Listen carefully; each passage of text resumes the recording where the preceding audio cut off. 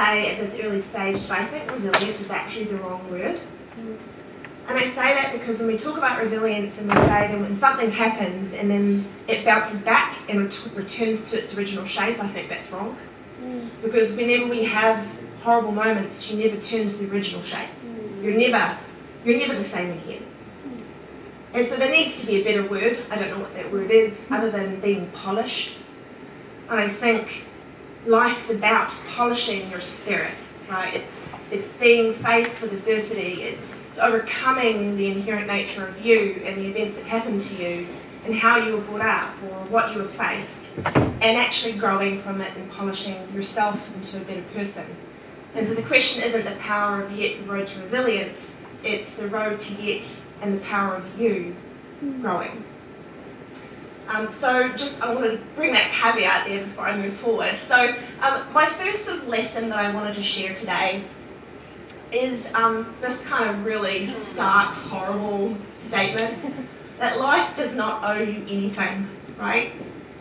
It doesn't mean like you might not be born with skill or connections or money or talent that you know of.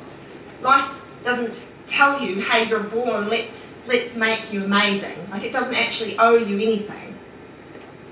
And one of these things that I learnt quite early on at a very young age, and this is where I'm hoping I can keep my, let's get no crying, is at a really young age, at the age of 14, my sister was sexually assaulted. And as a 14-year-old, at that stage, and feeling so powerless, I learnt that life doesn't guarantee you a great journey. It guarantees you tribulations. It guarantees you things that will challenge the very fabric of your knowing and your being and expectation and how to treat people. And the power in that, and I'll get to it more later, is that as soon as you stop being a victim and harness the power to do something about it, that's when your life changes. That's when it's not about life owing you anything, it's about you owing life, and it's about you owning life. So when I went to California, really long story, I'm not going to tell it here, but essentially I was a scientist in the lab. I got this really great opportunity to either do a fully paid PhD or go to California and work for a science company. And I was in sales, and I had a really bad paradigm about what sales is. I sort of thought of car salesmen and those kind of seedy people that just force product down you. And so I went over there, and in California, or at least my experience of Los Angeles specifically in this company, is that everybody's tall poppy. Like, everybody is a tall poppy. Like, there's no underperforming, right? And I thought I was a tall poppy with what I did, but I went there and I suddenly felt really short. And it was sort of time and time again this kind of thought that life doesn't owe me anything. I've got this amazing opportunity, and I can regress. I can step back and say, I'm not as good as these people. I'm not as tall. But instead, I decided, even though I sucked at my job initially, that I'm actually going to not be a victim. I'm going to craft what happens next. So I learnt on the internet, thank God for Google, I would say back then, about, emulate. If you don't know what to do, find people that know what to do and emulate them. And so I did something that was quite weird, and I basically said to my manager, I want to sit next to the best salesperson in this company. Give me 3 months, and if I don't increase my sales, if I don't perform outstandingly, then you can move them back out again. But I need to emulate. I need to learn what is amazing. Long story short again, I did really, really well. I was able to learn, I was able to hone my own skill. I wasn't accountable to anybody else except for myself, and life did not owe me the ability to do well. Like, I actually owned that myself. Another thing that I wanted to be able to share with the Life Doesn't Owe You Anything is that if you don't harness, if you don't grab something by the horns and harness it, then you are becoming the victim. And the way that I continued to grow is I did things like I reached out to the best salesperson in history from the company, who was at the time an international sales manager, and I crafted my own mentorship program. And I went up to him and I said, I know you're busy, I know you take care of some incredible countries. If you give me half an hour a week, I'll define the agenda, I'll define everything. Will you mentor me?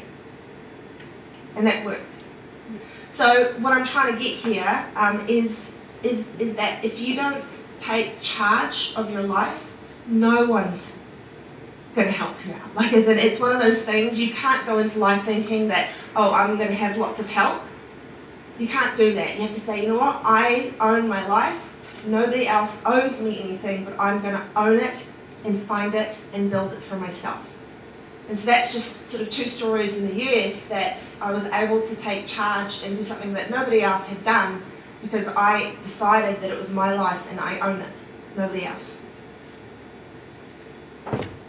Another story from this one is perspective, when the whole life doesn't owe you anything. So when I was taking care of Egypt, so I took care of, as you mentioned, Southeast Asia, Central Asia, Middle East and Africa, in over 100 countries and several million US dollars. And when I was working with the distributor in Egypt, at the time it was Egypt's civil war, and in Cairo, we got news that there was a bomb that went off in Cairo, and my distributor was from Cairo.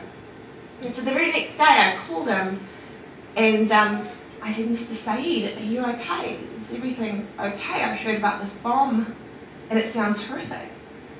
And in an accent I cannot reproduce, he said, and he would say this all the time, my dear Rachel, like literally he would say, my dear Rachel. It was just amazing, right? But this wonderful accent, and he said, we're fine.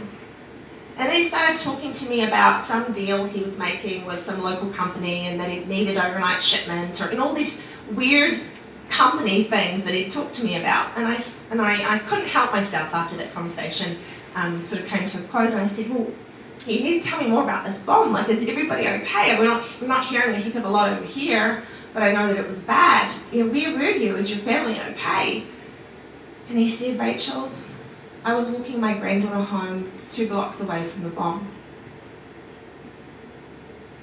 And I suddenly my head exploded. I couldn't imagine living in a world or a place that you are maybe 600 metres away from a bomb, walking your granddaughter home.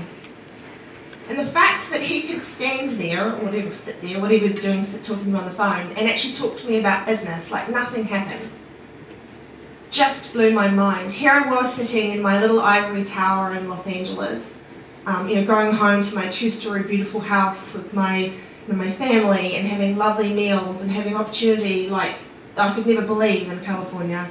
And this man from Egypt was facing tribulations that I could not even dream of, and he was still trying to work.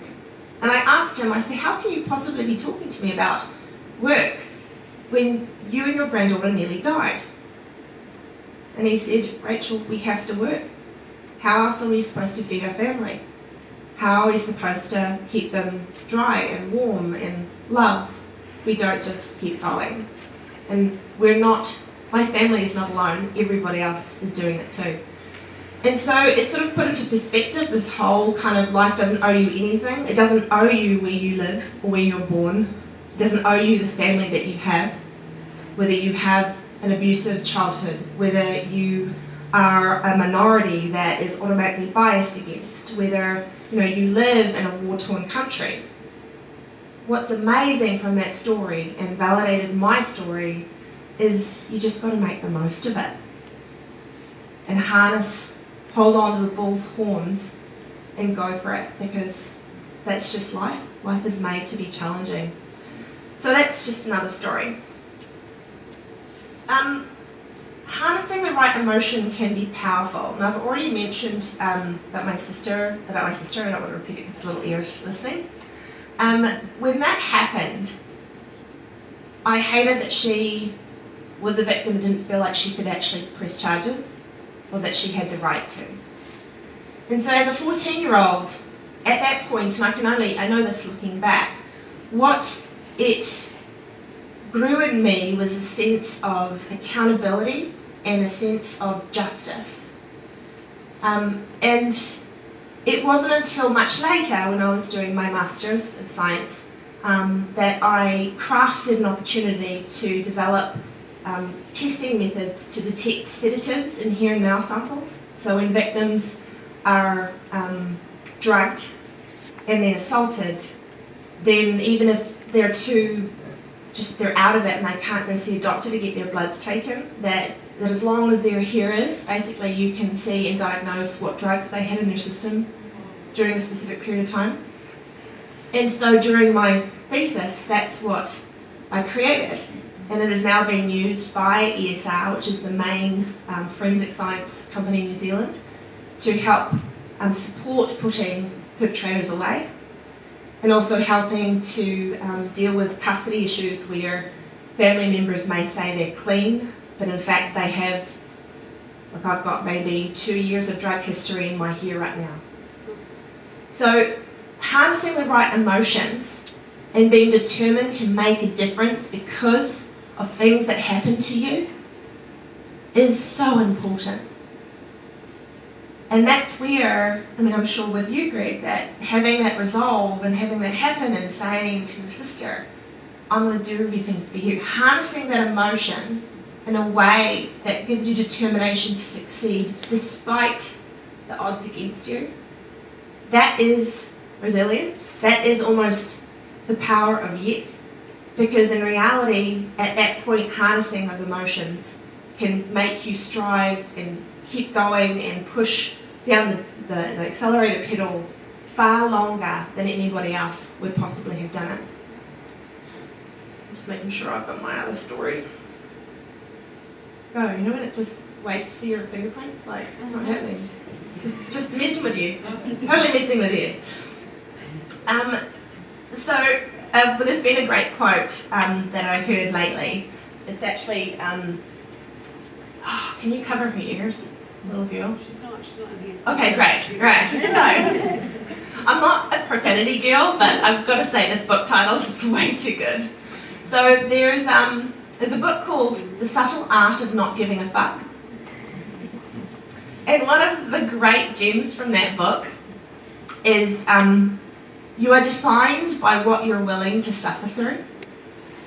And I actually thought that was amazing, because in reality, like, if you want to be a marathon runner, you have to be prepared to do all the training, because the marathon is just the end product. It's not actually the hours and hours you spend doing it.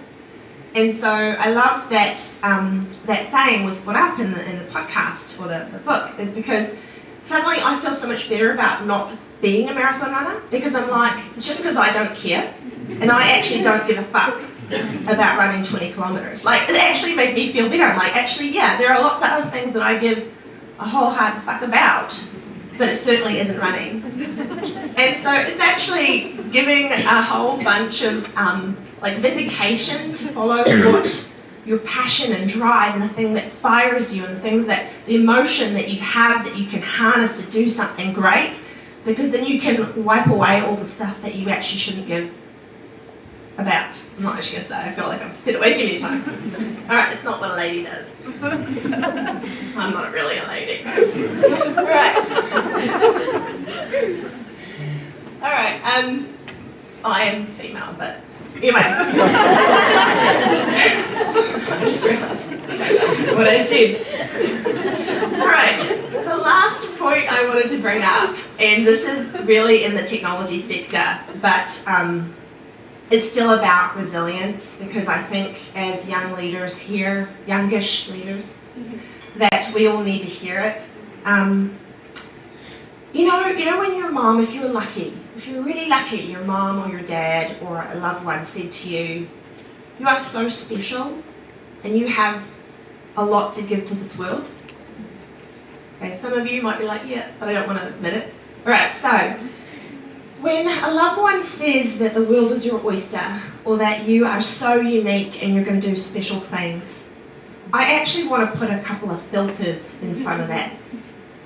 Because if you follow this world, if you go in this world thinking that you have the very right and inherent right to be uniquely you,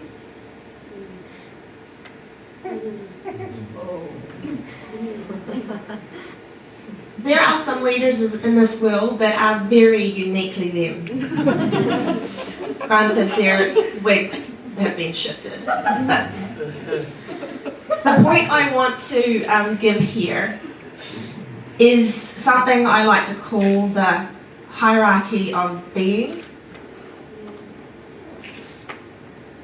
And part of the resilience conversation is about what it is to be human. So being human is a mix of lots of things, a lot of emotions, a lot of joy, a lot of happiness, a lot of laughter, a lot of greed, a lot of hatred.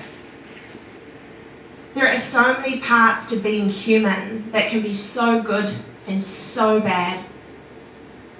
And what I want to stress today is part of the resilience is actually understanding the very things that make us human can also hurt people really badly. Greed and anger can hurt, it can kill, it can fester and destroy lives if not kept in check. And so the very serious conversation that I'm having right now is because as a part of resilience we need to understand that being human also means we need to keep check on those things that would otherwise hurt other people. And that's where the be accountable filter comes in. In this day and age, and I'm going to show a quote shortly, but I almost know it off by heart, the world of technology erases moral boundaries so that anybody feels they can do whatever the hell they want. When we're on social media, when we're basically being jerks on Twitter or Facebook, whatever that is, suddenly the feedback mechanisms of saying, your shit sucks, doesn't feel so bad. So as humans, we feel like we have the accountability or the right to be mean or to click when someone's hurt or there is some fantastical story that the media has fed us. And so the importance of resilience is actually being human and then being accountable. Because without those two things, you have no right to be uniquely you. Uniquely you makes you different. Being human doesn't. And I'll repeat that. Being you, being uniquely you, is unique. It's what makes you special. But being special or unique doesn't give you the right to be cruel or nasty or kill or hurt. That does not give you the right.